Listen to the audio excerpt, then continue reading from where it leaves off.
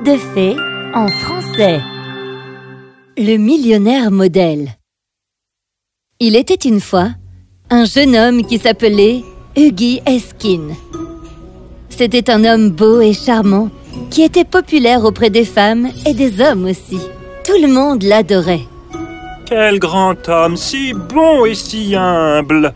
Il a une personnalité si charismatique. Il parle avec tant d'éloquence. J'adore. Huggy était un homme qui avait tout réussi. Mais il était assez malchanceux pour ce qui était des questions financières. Son père ne lui avait rien laissé, si ce n'est son épée de cavalerie et l'histoire de la guerre de la péninsule en 15 volumes. Deux choses qui n'avaient aucune valeur monétaire. Huggy n'avait pas de travail et le seul revenu qu'il avait était les 200 livres par an que lui payait sa tante en guise d'allocation. Il avait tout essayé. Il avait passé plus de 6 mois à la bourse, mais ça ne lui avait pas convenu. Après tout, comment un papillon peut-il s'en sortir dans une zone de guerre comme la bourse? Il était ensuite devenu marchand de thé pour un peu plus longtemps. Mais il avait fini par se lasser des variétés de thé qu'il devait revendre. Puis, il était passé à la boulangerie. Il tenta de faire des tartes et des gâteaux, mais tout était toujours trop sucré, ou trop cuit, ou pas assez cuit. Et maintenant, il n'était plus qu'un charmant intellectuel avec une personnalité charismatique qui s'exprimait avec éloquence et style, mais qui était sans profession. Pour couronner le tout, Huggy était amoureux. Une très belle femme, Laura Merton, avait remporté son cœur. C'était la fille d'un colonel à la retraite. Je ne sais pas quoi faire, mon amour. J'ai vraiment tout essayé pour trouver un vrai métier. Tout ce que je sais faire, c'est parler. Ne t'inquiète pas trop, Trésor, d'accord? Tu dois être fort et patienter jusqu'à ce que tu trouves quelque chose qui te convienne. N'abandonne pas. Oui, je sais. Tu es incroyable, tu sais. Cette façon que tu as de me motiver. Les deux s'aimaient à la folie et formaient un joli couple. Mais à eux deux, ils n'avaient pas un sou en poche. Un jour, Huggy alla rencontrer le colonel Merton pour lui demander la main de sa fille en mariage. Le colonel Merton aimait beaucoup Huggy et souhaitait vraiment le voir réussir sa vie. Et à chaque fois que Huggy reparlait de se fiancer à sa fille, le colonel répondait juste « Mon cher Huggy, reviens me voir quand tu te seras trouvé une profession qui te permette de vivre de façon durable. » Huggy était à chaque fois assez triste quand le colonel lui disait ça. Et Laura devait alors le consoler.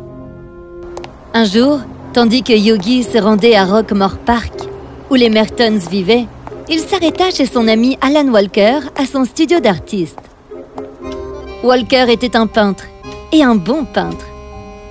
C'était un homme rustre, à la barbe rousse et la peau pleine de taches de rousseur. Mais quand il était question de son art, c'était un maître quand il tenait un pinceau à la main. Bonjour, mon vieil ami. Huggy, mon garçon, comme ça fait plaisir de te voir. C'est absolument superbe. Merci.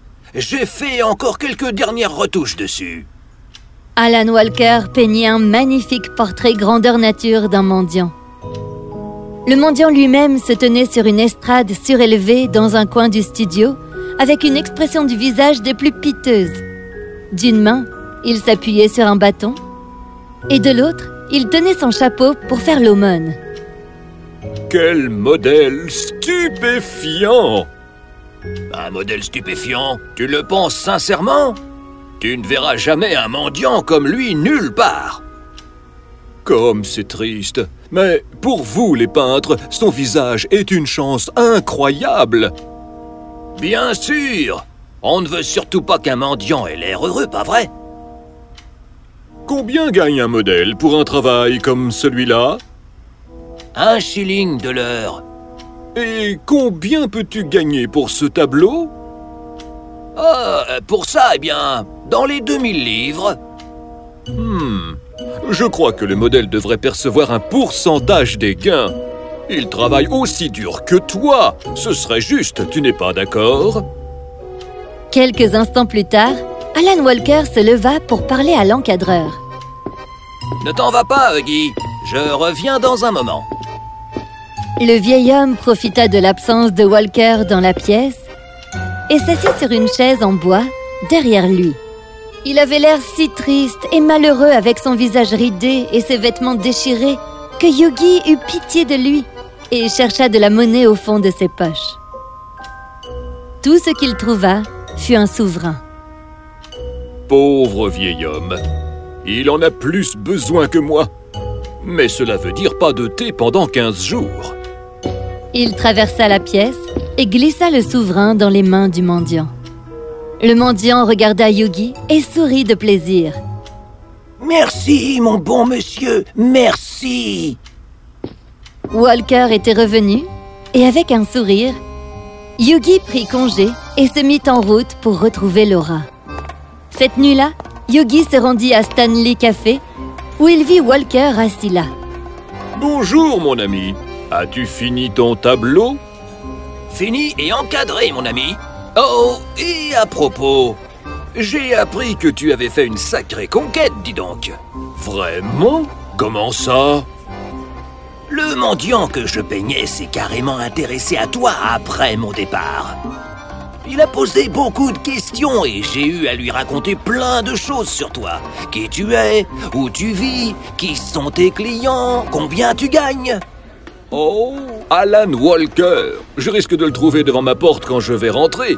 Mais tu plaisantes, n'est-ce pas? Je regrette juste de ne pas savoir quoi faire pour aider le pauvre homme. Je dois avoir de vieux vêtements qu'il pourrait porter à la place de ses haillons. Personne ne devrait vivre aussi misérablement. Ce que tu appelles des haillons, j'appelle ça de l'art. Bon, dis-moi, comment va Laura? Le vieil homme s'intéressait beaucoup à elle aussi. Quoi? Ne me dis pas que tu lui as aussi parlé d'elle. Tu n'as pas fait ça. Oh, bien sûr que si, voyons. Il sait tout du colonel et de Laura et de votre accord sur le fait de trouver un travail. Alan Walker, tu as raconté à ce mendiant tous ces détails de ma vie privée. Comment as-tu pu? Mon garçon, celui que tu appelles le mendiant est en fait l'un des hommes d'affaires les plus riches d'Europe. Il pourrait acheter toute la ville demain et ne toujours pas s'inquiéter d'avoir moins d'argent en poche. Quoi? Mais comment ça? Le vieux monsieur que tu as vu aujourd'hui n'était rien de moins que le baron Osberg. C'est un grand ami à moi. Il achète toutes mes peintures et il m'a offert une grosse somme pour le peindre sous les traits d'un mendiant. Et je dois dire qu'il était parfait dans ses haillons. Baron Osberg? Oh mon Dieu! Je lui ai même donné un souverain. Tu lui as donné un souverain?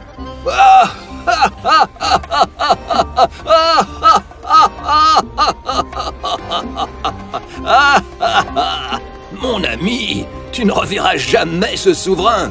Son métier, c'est la gestion de l'argent des autres. Alan Walker, tu aurais vraiment dû m'en parler. Je ne me serais pas ridiculisé de la sorte. Mais ça ne m'a pas effleuré une seule seconde que tu te mettrais à distribuer des souverains comme ça, voyons.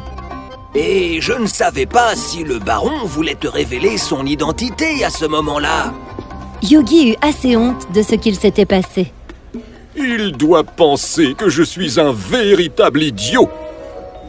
Oh, c'est tout le contraire, en fait. Il a pensé beaucoup de bien de toi après ton départ. Je me suis demandé pourquoi il s'est autant intéressé à toi. Mais maintenant, je sais. Il va sûrement investir ton souverain après une si bonne action. Ah, j'ai vraiment peu de chance avec l'argent. Je vais juste rentrer chez moi et me coucher. Mais tu ne devras parler de ça à personne, jamais. Ce serait trop embarrassant pour moi. N'importe quoi. C'est au contraire le reflet d'un grand esprit philanthropique. Et un cœur bon. Prends donc une tasse de thé avec moi. Tu pourras me parler de Laura tant que tu veux. Mais Huggy était très mécontent de la situation et rentra chez lui à pied. Le lendemain matin, quand Huggy ouvrit sa porte pour ramasser le journal du matin, il trouva un messager fort bien habillé qui s'avançait vers sa porte. Ai-je l'honneur de parler à Monsieur Erskine? Oui, monsieur. Je suis ici pour le compte du baron Osberg, le baron... Oh, monsieur, j'espère que vous pourrez exprimer mes plus sincères excuses au baron. Le baron m'a commissionné pour vous remettre cette lettre. Oh, merci. Yogi prit l'enveloppe et rentra à l'intérieur. Sur l'enveloppe, il était écrit « Un cadeau de mariage pour Yogi Erskine de la part d'un vieux mendiant ». À l'intérieur se trouvait une offre d'emploi pour Yogi qui disait « Cher Guy Erskine, mon ami Alan Walker ne dit que du bien de vous. Et il m'a tout dit de cet esprit brillant et généreux que vous avez. Malgré votre situation actuelle, offrir votre dernier souverain à un mendiant pour qu'il vive mieux est l'acte d'un homme très noble. Quant à votre situation avec Laura Merton, j'aimerais vous rendre votre gentillesse en vous offrant un travail. Un métier qu'une personne aussi charismatique que vous pourrait apprécier. Je vous souhaite bonne chance pour votre avenir. Bien cordialement, Baron Osberg. Yogi était surexcité. Il ne contrôlait plus son bonheur et se mit à sauter de joie. Et c'est ainsi qu'il se maria avec Laura Merton. Le colonel était fier du métier qu'il avait trouvé. Alan Walker fut son témoin de mariage. Le baron Osberg fit un discours à la cérémonie de mariage qui fit rire tout le monde, devant le couple qui nageait dans le bonheur. Au final, la gentillesse, la bonté de cœur et la générosité sont toujours récompensées.